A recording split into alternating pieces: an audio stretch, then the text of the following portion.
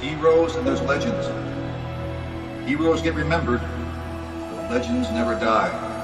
Follow your heart, kid. Never go wrong. Welcome to QTB Legends, where legends of the gaming industry come to tell their story. My name is Nick, and I am joined by the one and only, it is QTB's Brad. What's going on, man? Nick, I am doing great. I'm just so thrilled with this launch of Quit the Build Legends. We've had an opportunity to really start to break into the lore of the gaming world, and today we've got another great opportunity, another legend joining us for the first time, Roger Hector. So Nick, can you tell us a little bit more about Roger as he joins us here on the show? Of course, and Roger, welcome to the show. We're really excited to have you on. Thank you. Good to be here. Absolutely. So yeah, I mean, gosh, your resume is very impressive to say the least. We'll be talking on this episode about your time at Atari, Bally, even going into EA and Disney.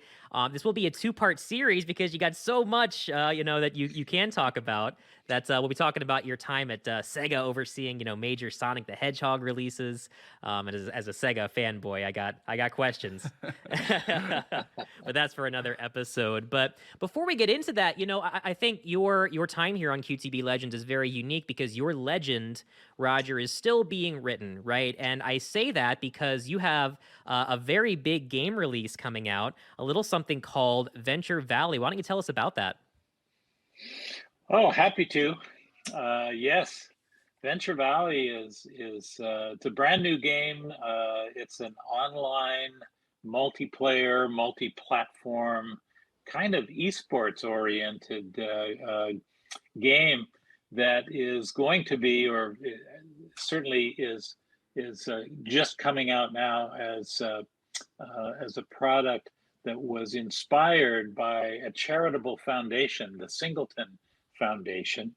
Will and Carrie Singleton wanted to fund the creation of a game that would teach entrepreneurism and financial literacy to young people without it being an educational game or edutainment. It was all about creating something that would be fun, fun to do, fun to play, but you would wind up learning about how businesses actually start. And so what it is it's a game about creating startup businesses that are they're fun, they start very simplistically. You start with like a dog walking business, something everyone can kind of relate to. And then there are many businesses that you get to start up and play against opponents and competitors and see who can do the best in a given period of time. So much of the game is about starting up a pizza parlor, or maybe all the way up to something like a robot factory, because all of the numbers associated with the financial aspect of creating a business and running a business, you can't play the game without ultimately learning what's the difference between a gross profit and a net profit. You find these things out, and this is some of the learning that takes place while you're actually having fun, and you're playing cards against opponents. You actually start your business, and then we have a whole system of card play. You can kind of see some of those down at the bottom of the screen there, of positive cards that you can play on your own businesses. And that might be something like, there's a unknown surprise refund that you get on your products that you sell in your store. Not the chargeback. Yeah. Well, there's all kinds of stuff that is sort of funny in many cases, but it's all based on reality. So you have positive cards you play on yourself. You have negative cards that you play on your opponents. And maybe somebody has a skunk that wanders into their restaurant, and boy, you see all of the patrons, all the people run out of the restaurant because that's terrible. And that sort of thing is one of many different types of events that can be played while the clock is ticking, and you're trying to ultimately, make the most money before the clock runs out, or something like that. There's many different businesses, many different goals and objectives, and so yeah, you wind up learning some interesting things, and because of that, there are a number of schools that are actually taking it in to use it as part of their curriculum. Wow. And I say that, but a little hesitantly, because it's not being marketed and promoted as an edutainment or education game. It's really all about having fun. But you do learn, you can't avoid but learn about some real things that is knowledge that you get to take away with you after you've played the game. Well, I have to say, I'm looking at the image right now. The crypto criminal is quite funny and realistic. To be able to have a crypto criminal and you lose 50% of your daily revenue. What a like you said, it's very current, right? It's not just about learning those financial literacy skills, but it's current with what's going on in today's world. I know crypto is very much coming up right now in today's world, and to be able to get that exposure and learn about that and learn about these financial literacy skills, it's a really if I could have learned about this as a younger kid, I think I would have been better off today as an adult. So I think this is a really cool game in terms of that feature, that goal. And you mentioned competitive, you mentioned playing against other people. How does that work with this game? What's the multiplayer aspect like? Well, the multiplayer, in some ways, it's really been intentionally designed to be multiplayer. You can have 1-on-1, 1-on-2, 2-on-3, 4-on-4, up to you can have 6 players in a match at any given time, and it's really structured so that from an esports standpoint, there you can play through a series of timed events, and whoever accomplishes the the goals of the event, and there are many different types of goals. So you have to be able to run the business, or do something really good, or something really different. And it's not all about money. It's in some cases it's about building a customer base, or sometimes it involves marketing, or R&D. If you're an R&D company, you have to learn what R&D means. Stands for research and development, but we have tech businesses in there, so that there are businesses, as you say, kind of with the modern era. We have drone delivery services, and you go, wow, well, drone delivery is really going to happen here. I mean, it's really taking place in reality, but you're going to be able to learn how to run a drone delivery or something like that. There's quite a variety of sort of fun, interesting, and a little bit science fiction-y kind of looking into the future style of businesses that are also in there. Very good. Well, I gotta tell you, yeah, it's a lot of fun. I like this mix up of gameplay between strategy, kind of almost sim style gameplay, but also the deck building, right? Very popular right now. So this looks like a lot of fun, and 100% free, by the way. That'll be available with no in-app purchases or ads or anything, right? Yeah, that's really one of the amazing things. The Singleton Foundation has basically paid for it all, and they literally want to give it away. So there's no in-app purchases. There's no advertising in there. This is literally 100% intended to be given away and be enjoyable to the players. And there will be, as I say, we have some partners that will be contributing prizes for tournaments. So we're going to have tournaments, and that are just like esports tournaments. We have some esports companies that organize tournaments that are partners for us. So we're going to be one of the games that is going to be in esporting events, that is also going to potentially get you some real world rewards. Oh, and very that cool. will include things like cash, like money, even things like college scholarships or other types of things will be built into this. That's awesome. So it should be kind of cool. Well, Roger, I just have to say, as someone who appreciates, we're big fans of all types of games. This is a first for me. I feel like this is something that I have yet to see come out. So I think this is a really novel concept and a really great way, like you said, to not only enjoy yourself in playing a game, but for the younger crowd, be able to get their first exposure to those financial literacy skills, business development. Almost, it's like an entrepreneur 101 course. I feel like for folks. So, where can our listeners find it? I know it's coming out soon here in May. What's the release date? What platforms is it on? Where can folks find the game? You're going to find it. It'll be on in the App Store, iOS and Android, and it'll be in Steam, so that basically it'll be on PCs and it'll be on Macs, and the everything plays. You don't have to restrict a given match to just one platform. You can play Oh, on an cross-platform. iPhone against a so it's cross-platform, and it plays very well that way. Wow. So that's kind of cool. Yeah, that's awesome. Well, yeah, to our listeners, you can learn more about it at venturevalley.game.com. We'll have a link to that in our show notes, in our description if you're on YouTube. But yeah, very exciting. And I wanted to start with that because I know that's very much something happening right now. But now we're gonna dive way back into your history, Roger, and go into your time at Atari. I'm excited about this because one of our last interviews with Don Traeger, we got to kind of dive into his side of the Atari years.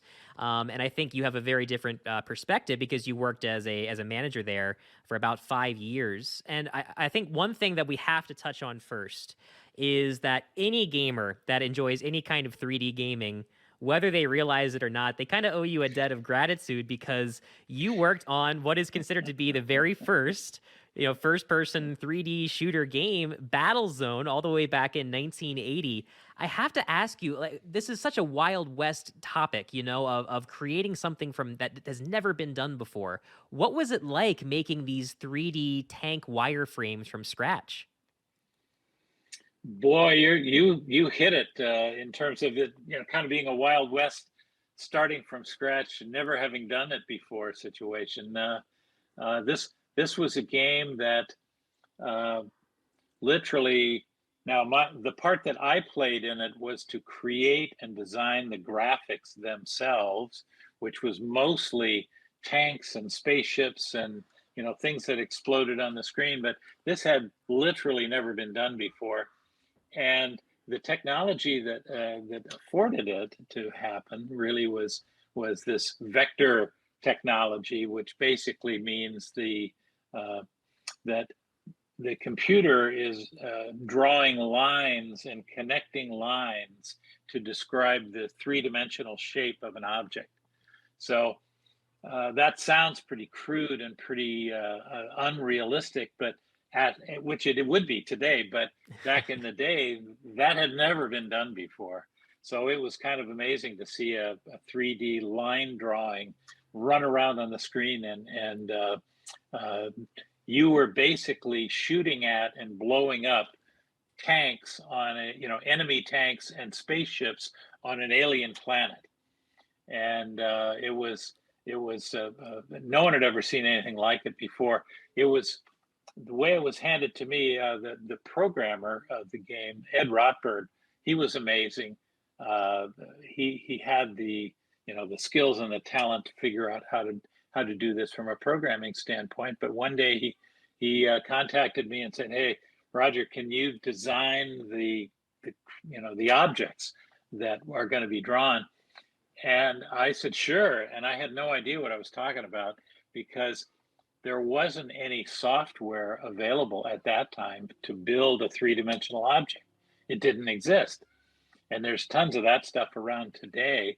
But at that time, I had to sort of figure out, what did I want these things to look like? And then how do I draw them in 3 dimensions as lines that connect at points in space? And without going into a long story, I had to sort of figure that out all on my own. Wow. But I handed that over to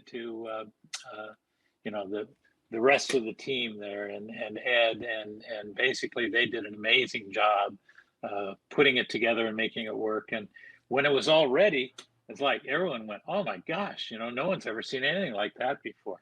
So it turned out to be a wildly popular game back in 1980.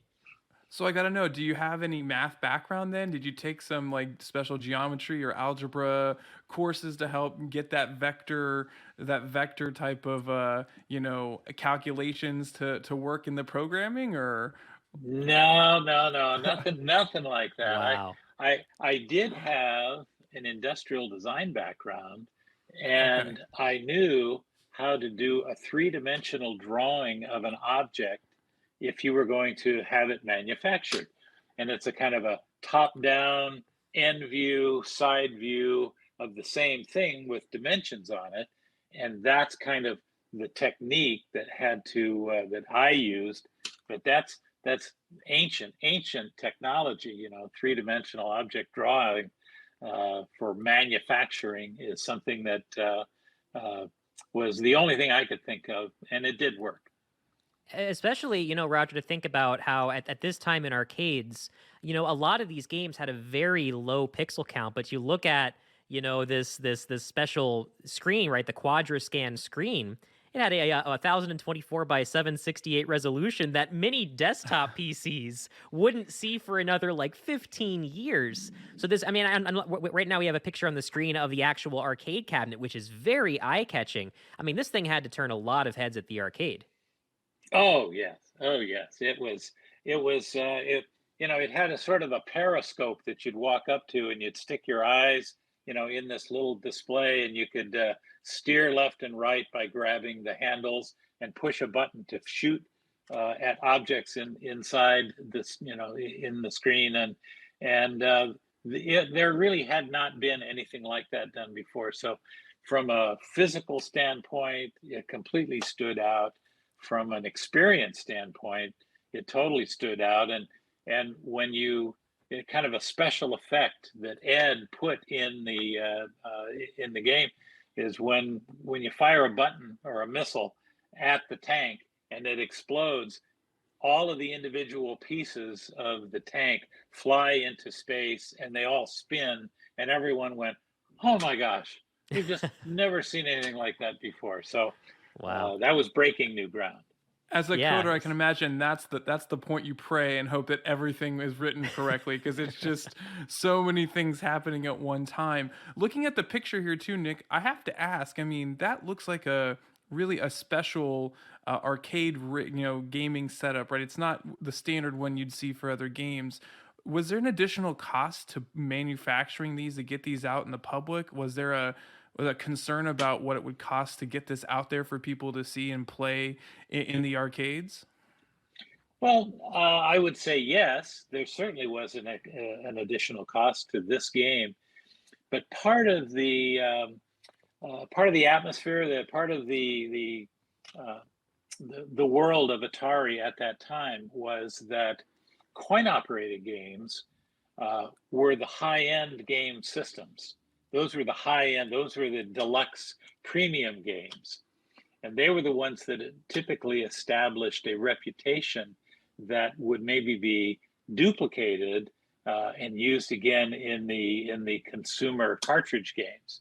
So the coin op guys were the rock stars of Atari at that time, and so there was kind of an expectation that you may want to spend some extra money, on the hardware, because this is entertainment, and every coin op game more or less had its own hardware created for it, which is totally backwards from today, where all of the game design takes place within an existing set of standard hardware.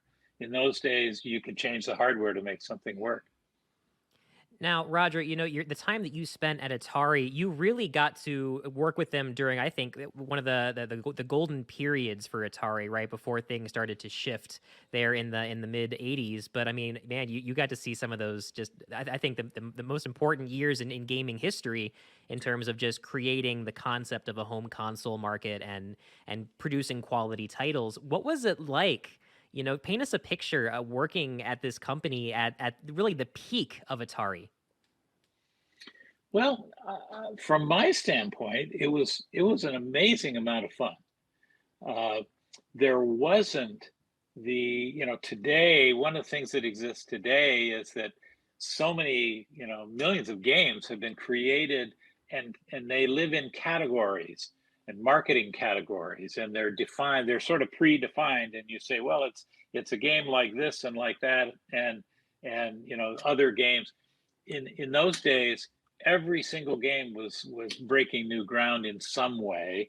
They may not be successful, and there were hit games, and there were games that were not hits for sure. But Atari in those days was in kind of the envious role of being able to crank these things out. In many cases, they didn't take 2 years, to make, or 3 years to make. Atari was cranking out new coin-op games to sell, every month or every other month. And so Wow. it was just a continuous series of updates and changes and new stuff. And eventually, yeah, there were some major hits that were created, and it was a lot of fun to be there.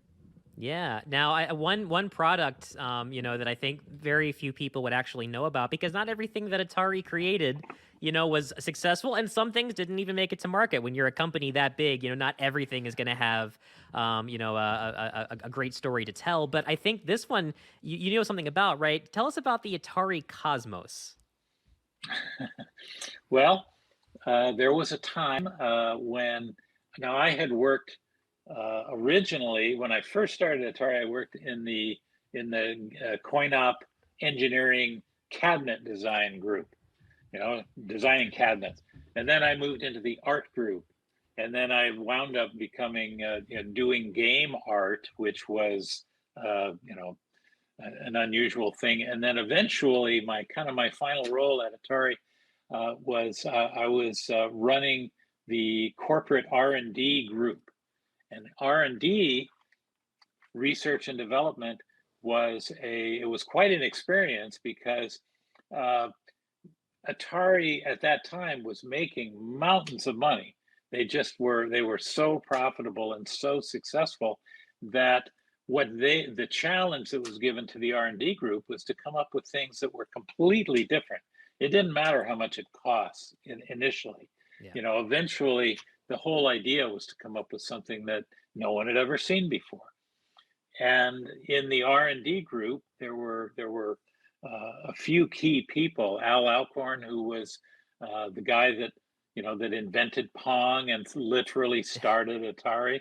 Yeah. Uh, he was my boss, and we had a small group of people that came together. We hired a couple of scientists because we were very interested in holography and creating three-dimensional images holographically.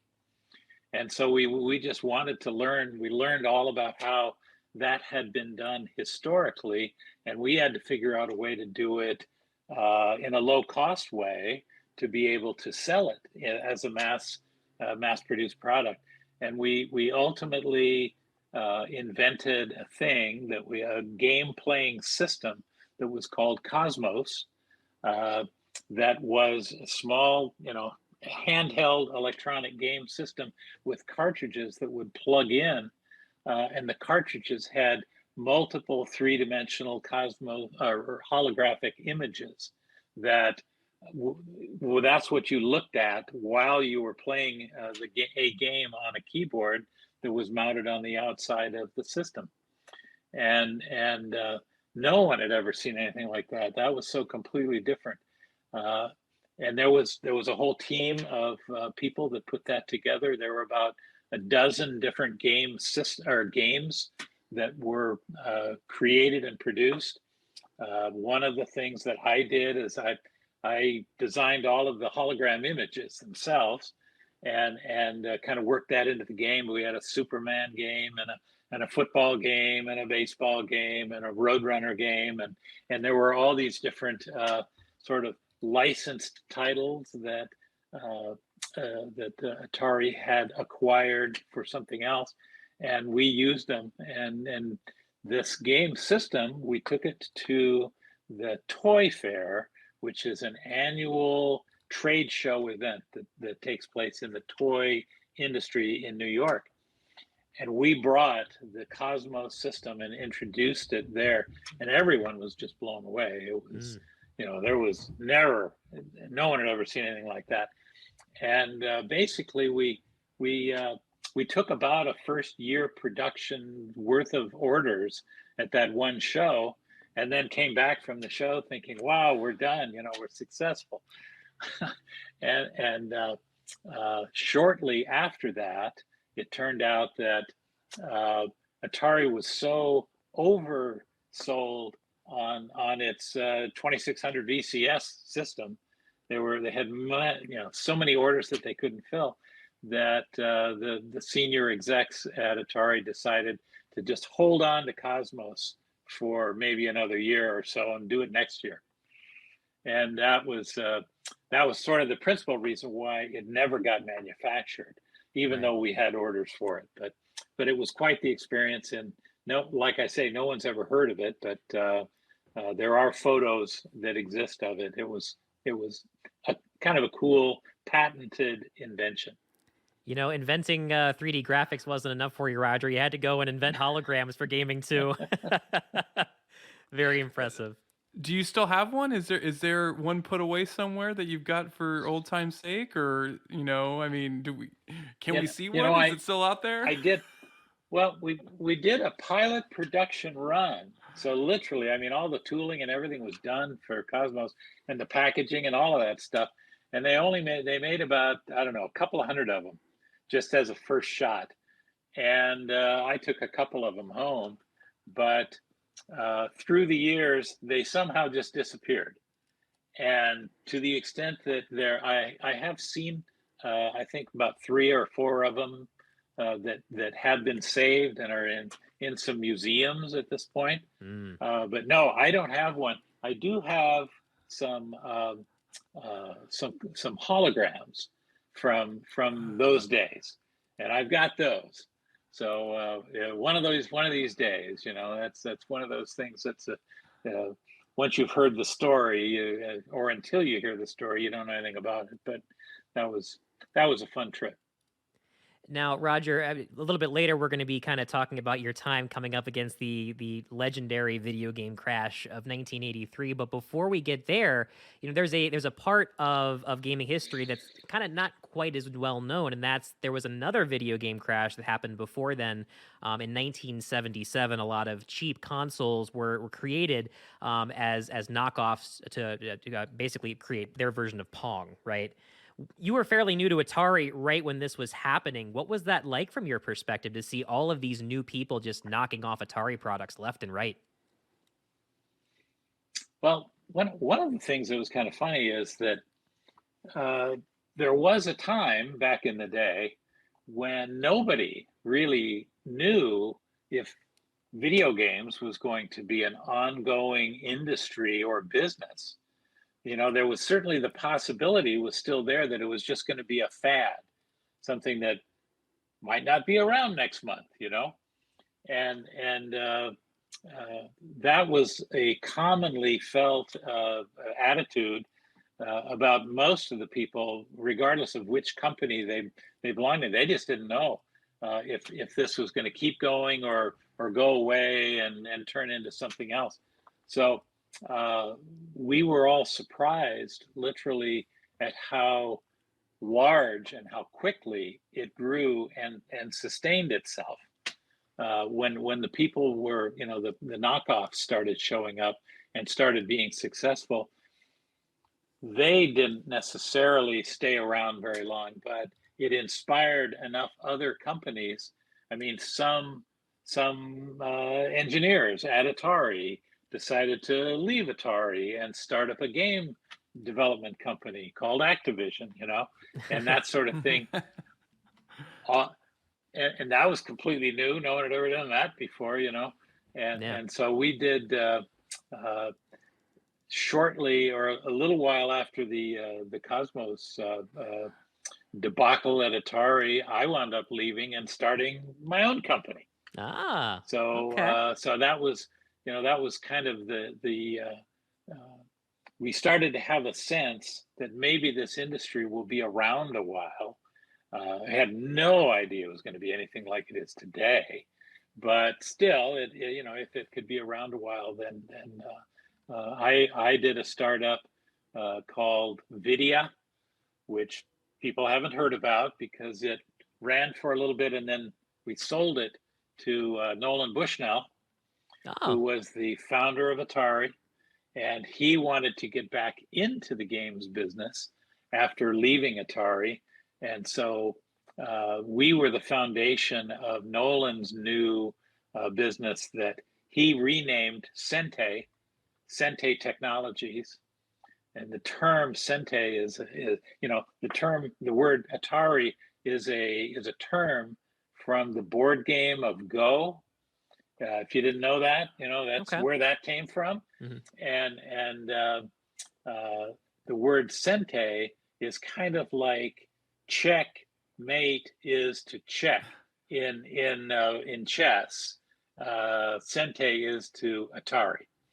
So there was this kind of that's just Okay. this weird story behind the scenes. Most people wouldn't know about that, but we were Sente Technologies, and we started building coin-operated games initially, largely because the crashes that were taking place were in the consumer side of the business, but coin-op was still doing well.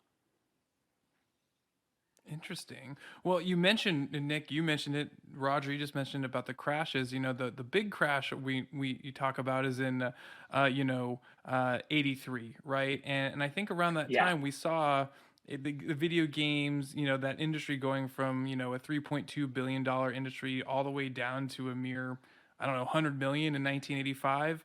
Around that time right. is when you made the move to Bali, and you kind of, it shows your resume. And when we talked, kind of in the pre-show, your R&D team kind of outlasted that crash.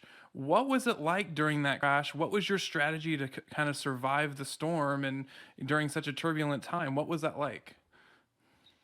Well, uh, it is one of these things where particularly when you're in your own little startup and a company that hasn't been around a long time in an industry that is entertainment oriented, it's not something that feels like it's going to be rock solid for 20 years.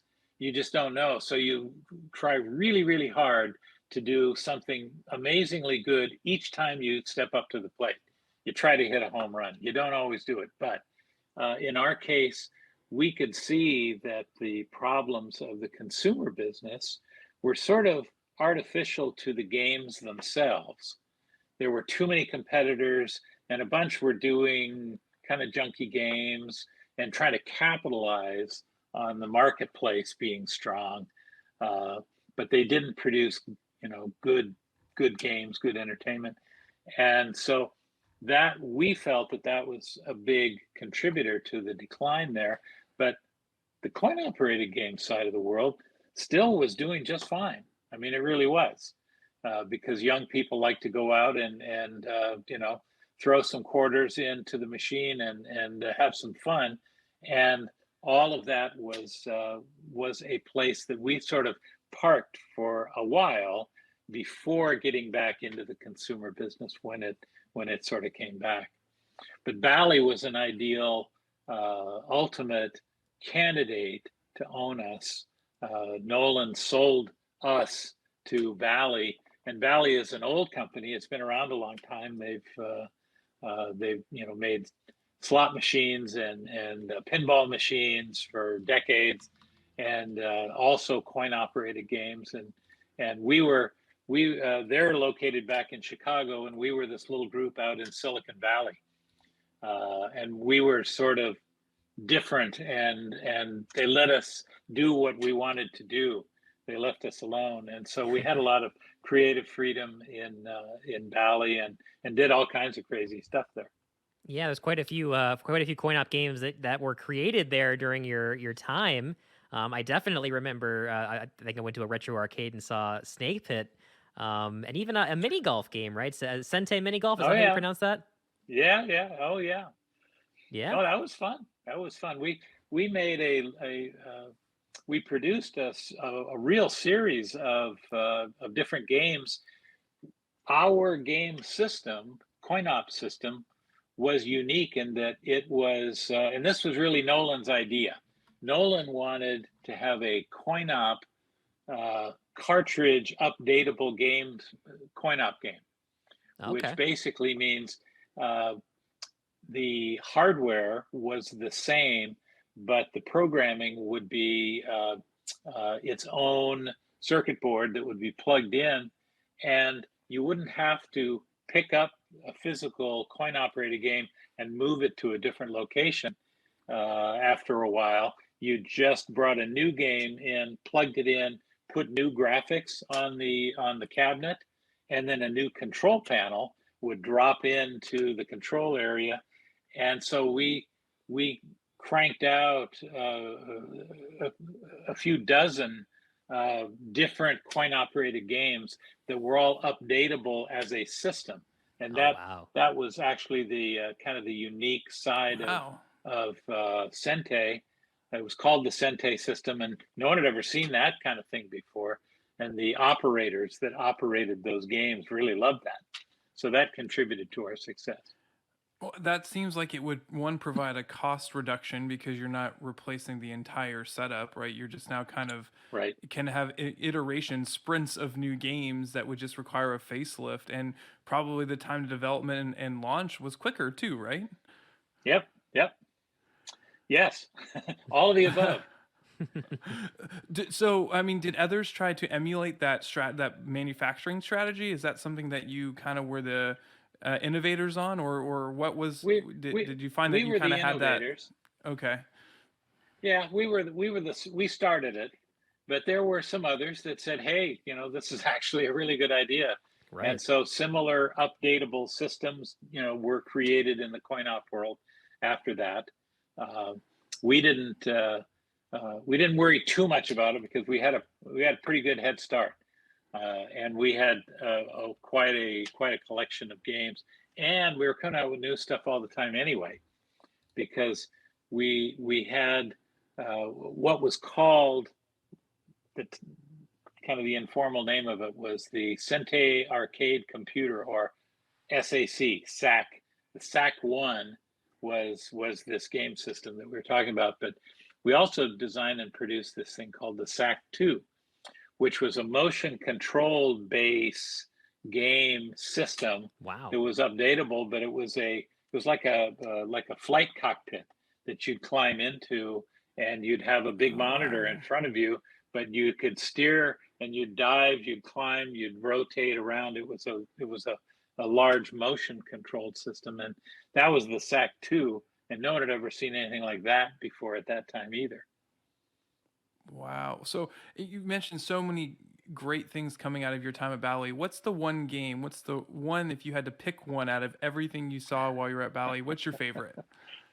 Oh man, Or that's what's one you that's got kind of a good story about? well, I mean, that's kind of tough. Battlezone was a biggie, just largely because it was so dumbfounding to everyone that ever saw it at that time. Um, there was a game that I sketched out once on a piece of paper, literally. It wasn't real fancy, but showed it at a group meeting that turned out to be a game called Warlords. And Warlords was a fun. Uh, Warlords got made and produced in both coin op and consumer, and that was that's where four players could fight against each other, protecting their corner of the TV monitor that had a little brick wall around the corners of each corner of the monitor, and a ball would bounce a a weapon would bounce around in the middle of the screen, and you'd try and deflect it from hitting your bricks. And as a 4-player multiplayer game, it actually was quite a lot of fun. I also personally liked, there was a football game, Atari Football, that as a coin-op game, it had a very large trackball, where the ball itself, was about that big. Wow. And you'd hit it and spin it. It had a lot of momentum, and you ran your player around in a top-down view of a football field, and running that trackball was quite a kind of an exercise that turned out to be quite a lot of fun. I enjoyed playing that one a lot. I can relate. Not that I've played that in particular, but I played other few ones with the large rolling ball, and I remember I played it for a few hours at an arcade, and then I would come home, and the next day it's like going to the gym. I woke up feeling sore. My forearm was sore from rolling the ball. So well, and some of you could tell who the good players were, because they were tough dudes. That's right. they got built out pretty well. Yeah. You need to be a little physically fit to be able to compete on that rolling ball game. So that's true. Yeah. Well, I mean, Roger, we talk so much about the gaming aspect of your time at Bally, but I think you did a lot more than just that there, right? I mean, did you oversee the creation of some theme park attractions during your time? Like, what did you create, and what was it like making something like that so unique? Well, that was actually nothing that had been planned a long time. It's something that kind of came out. We were this, again, kind of this research and development creative group in Silicon Valley, and the rest of the Bally Corporation was back back east in Chicago. And one of the divisions of Bally was Six Flags, so that the Six Flags theme park chain was owned by Bally and operated by Bally. And one of the execs said, "Hey, do you guys think you can bring some game technology into the theme parks?" And we held up our hand and said, "Oh yeah, absolutely, we'll do that." And he said, "Well, go do something, see what you did."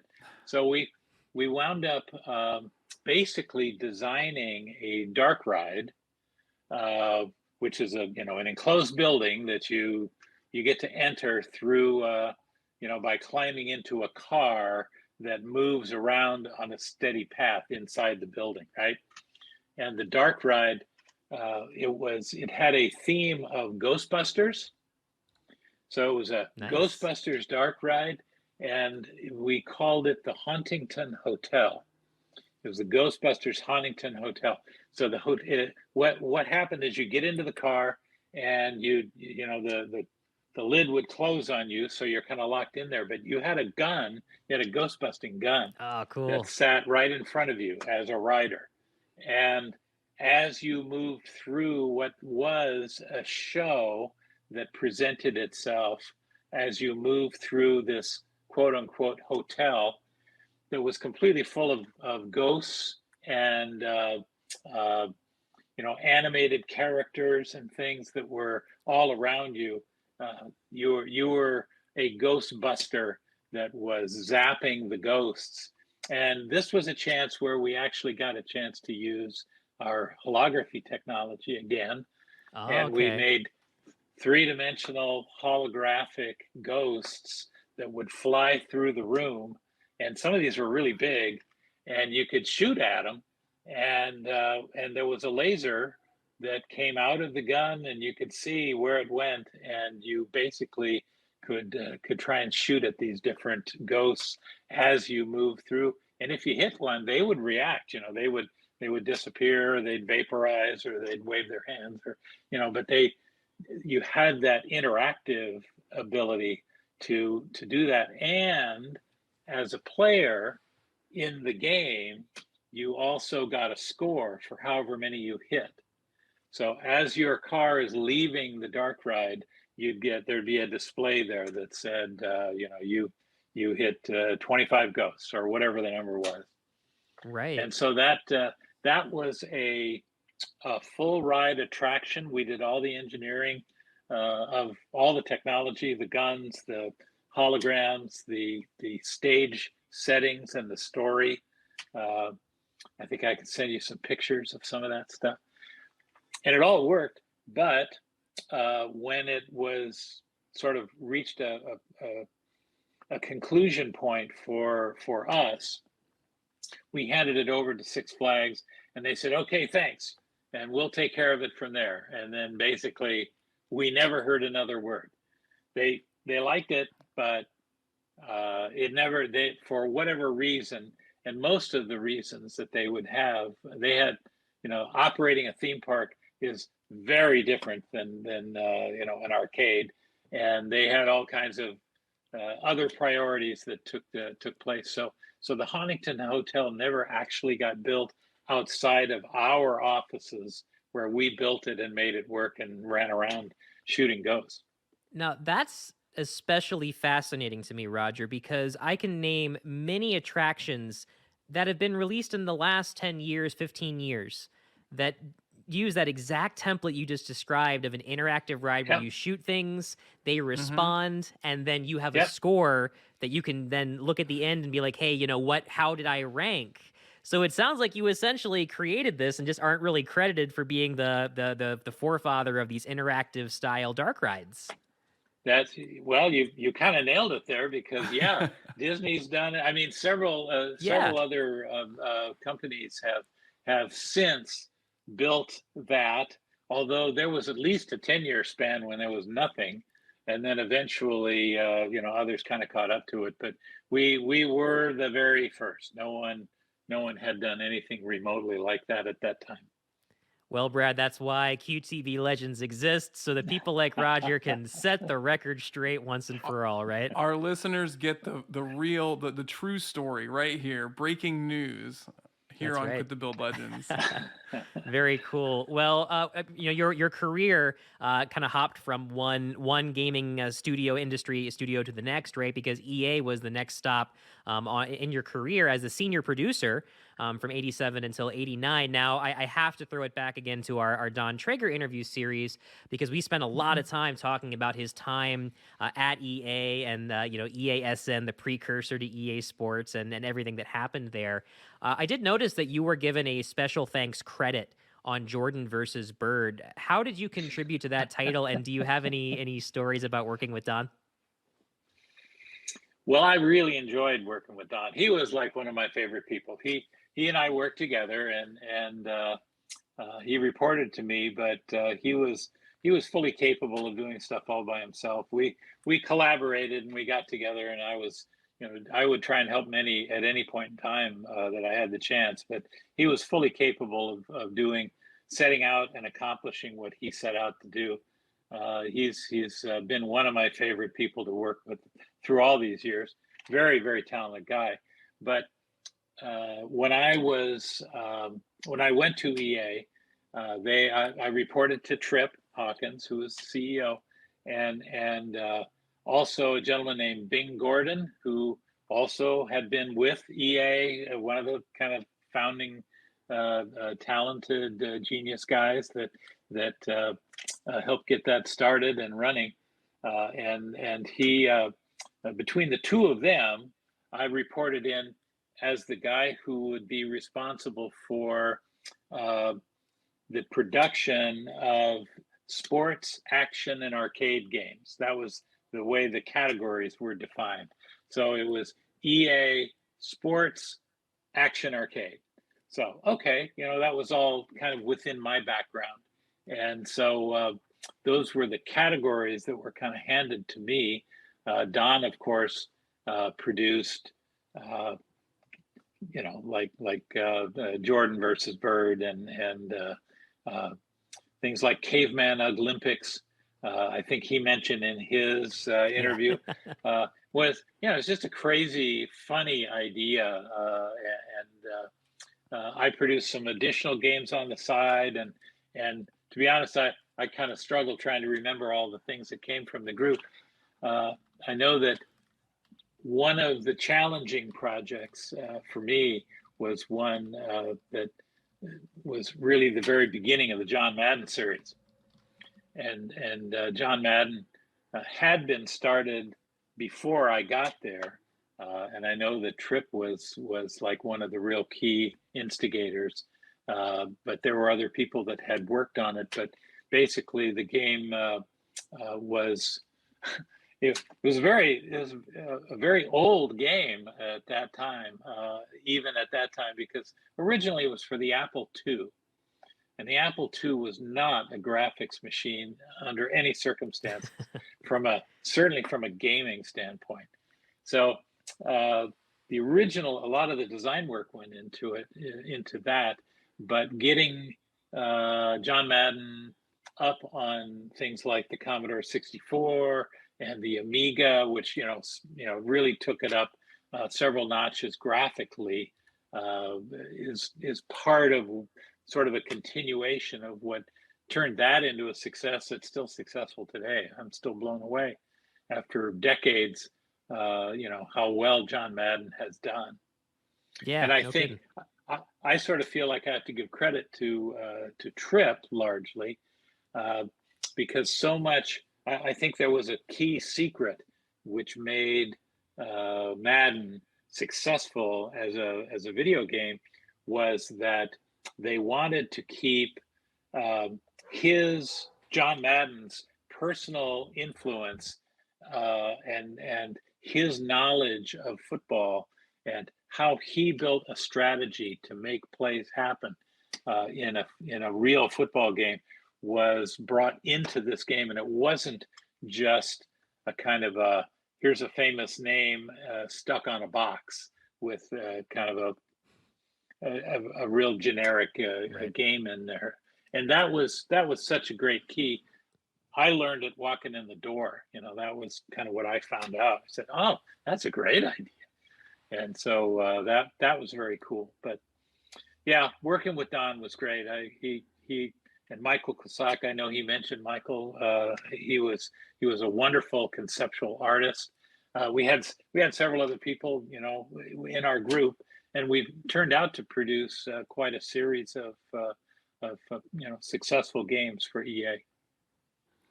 Well, Roger, I know we're getting close to time here, but I can't wrap up today's interview and today's session with you without talking a little bit about your time at Disney, because I think you hit Disney right at the time when the early '90s were a huge time for Disney. I think you were there in '89 to '93.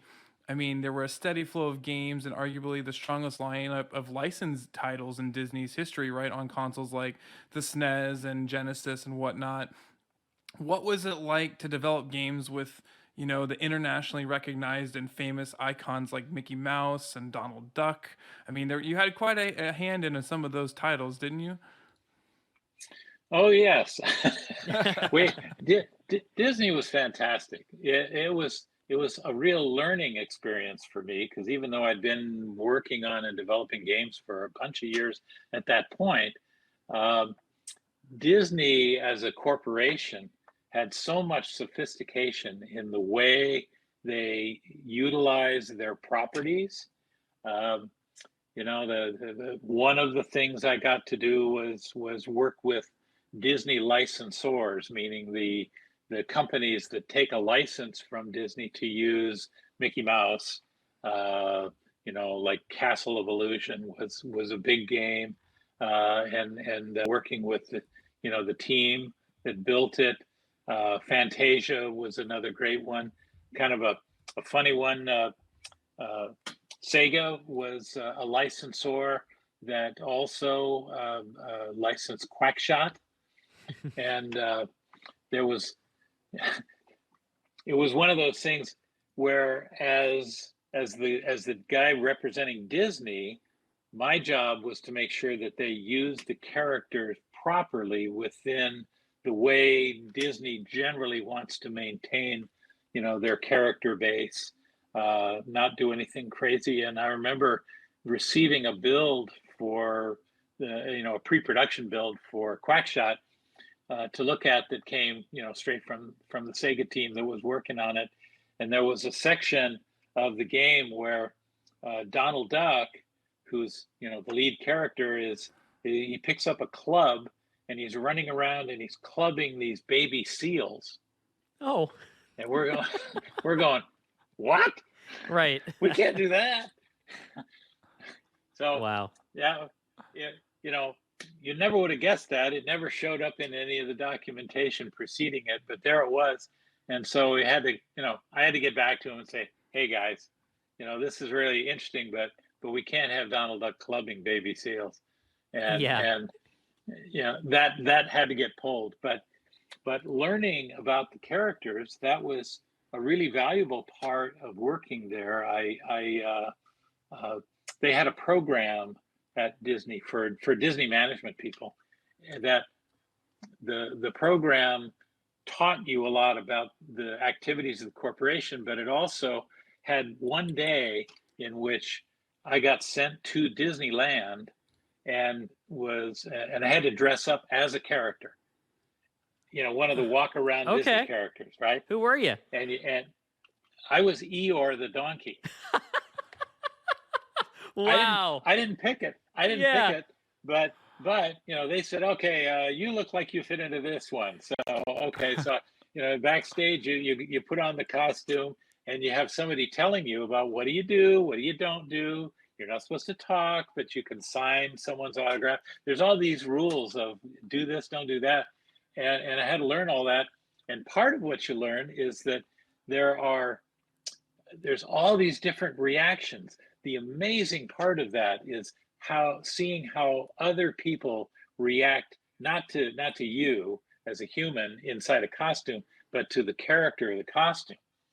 And like little kids will run up and they'll kick you in the shins, or old folks, will remember back in the day when they remember reading the story of Eeyore and all that, Christopher Robin, and so it was incredibly valuable to learn firsthand about characters and about people's reactions, their emotions to it.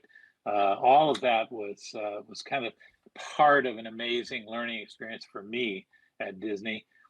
We also, I'll just say quickly that we also produced some really innovative games ourselves in the Disney software division. We had a game called the Animation Studio, which really isn't a game. It's a tool, and it's a teaching tool, and it basically showed people how Disney teaches animators to draw characters in animation, only you can do it on a computer. Wow. And it's amazing how you go through the lessons that are presented to you. And there's basically a series of, in real animation, theatrical animation, the animators have a stack of transparent papers, and they draw on the first one and they put another sheet on top, and they draw it a little different and they put another sheet on top. Well, that's kind of how this program worked. You could drop sheets on top. You learned how to make a character walk, how to do some of those things. And all of that was a really cool product. It was largely created by an amazing guy we still know, Reichard von Wolfschild, who was an amazingly talented creative engineer. And we also had a system of games that we made for a completely untapped market at that time, which was preschool children.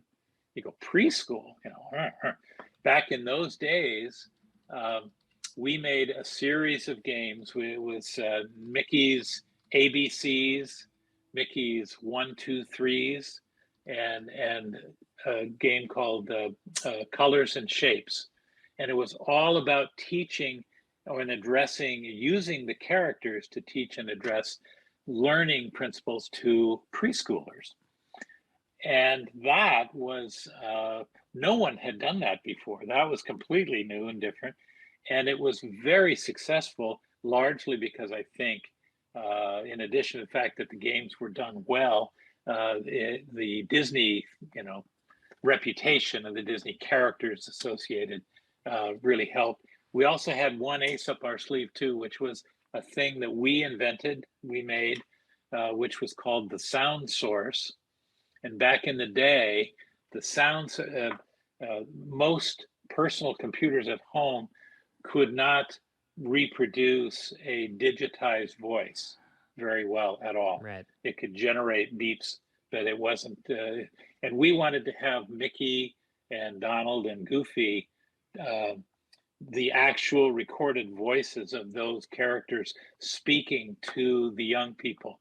And so we invented this thing, and I designed, a good chunk of it, which was called a sound source. It was basically a speaker in a box that had a Mickey Mouse on it, and basically you plugged that into your computer, and the digitized audio came out from the kids, and that was completely new at that time.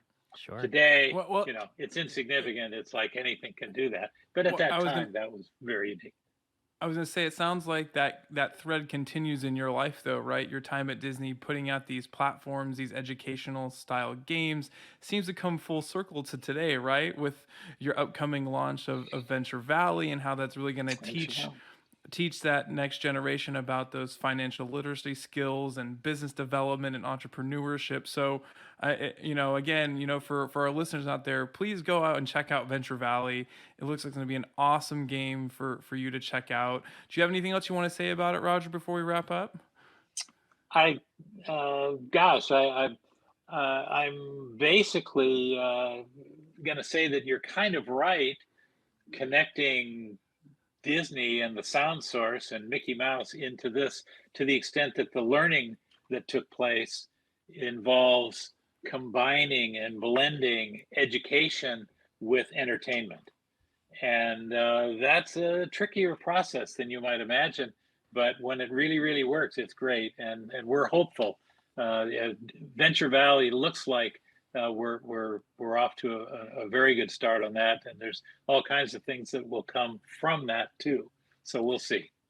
Well, I'll tell you, Roger, you're talking to two relatively new dads right now. So, Yes. Educational software is something that is on the brain more for us, thinking about our kids' development cycles, and they're going to play games somehow. So having opportunities like that, where there's people out there that are putting out, a very focused games that help people to learn something, and especially in today's just crazy times with the economy, being able to teach financial literacy to a new generation is so important. So we're definitely supporters of your work with this. To our listeners and viewers, check it out. It's at venturevalleygame.com. Again, a link for that will be in our show notes. You can get it on Steam, or also look it up on the Android or iOS marketplaces. Well, Roger, it is so long but not farewell, because we do have one more part in this series, because we're going to get to some very, very fun stuff in part 2 with your time at Sega, Bandai Namco, just to name a few, and we can't wait. But this has been a fantastic interview, so much, and obviously, the world has to know about your Eeyore story. That's the real breaking news. Embarrassing, but hey, what can I say at this point?